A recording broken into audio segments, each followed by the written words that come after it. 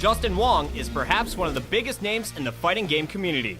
With the addition of fighters to the pro circuit, Wong decided to make his MLG debut at the Winter Championships. MLG Weekly was on site to get his thoughts on the tournament, the 3 games he competed in, and a great esports debate. Competing in my first MLG is very, very fun because this is my first time and I heard a lot about MLGs. I see it on Twitter all the time, and it's definitely like a dream come true that MLG accepted fighting games. Even though it's my, weaker games, I still wanted to compete in my first MLG and see like what would happen, what my experience would be like, and also hopefully MLGs will accept more fighting games in the future. When I walked into the venue, I was very shocked because it was very big. It made me consider like E3, and you know how big E3 is. It's like amazingly huge. So I was very impressed. There was all these setups for everyone to play before the tournament time. And you just meet a lot of new people.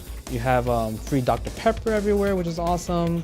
And I just find it amazing, and I would come back to the next one. I guess the main difference between an MLG and a fighting game event is that MLG has cross-genre games. You have StarCraft, you have Halo, and now you have fighting games. Well, fighting games are just fighting games. So you have like those hardcore fighting game fans, and I think that the fighting game community is still on the rise of how to run tournaments more professional, more organized, because tournaments and the fighting games don't really run on time while MLG does. But we are getting better at that. The main difference is that you have very professional production value in terms of making this as a show instead of a tournament, but while still keeping the integrity of a tournament, which is amazing and which I think is the future of competitive gaming.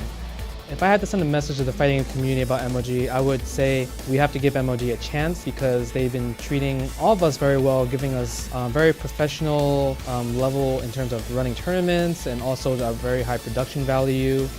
I think that to be good in a fighting game, it's not that hard if you like to play a lot of fighting games.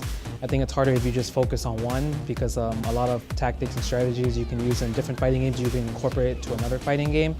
So my specialty is like whatever fighting game comes out, I just want to play it and play it on a competitive level. The toughest competition in KOF are probably Bala. He's the favorite to win. He won all the KOF 13 tournaments in the fighting game community. And then second would probably be either Reynolds or Mr. KOF. Those 3 are the best in the United States at the moment. I think my weakest game may be Soul Calibur, but I think that I'm pretty decent at Soul Calibur. But I know that there's a certain level where you have to break before saying you're amazing. Playing in a 3D game is definitely 100% different from a 2D game because in a 2D playing field, you just have to worry about left and right. But in 3D, you have to worry about a 360 point of view. There's like a side step, there's side walking, meaning like you can walk around the whole stage in a 360 point of view. And there's a lot of moves that if you sidestep, your move will completely miss.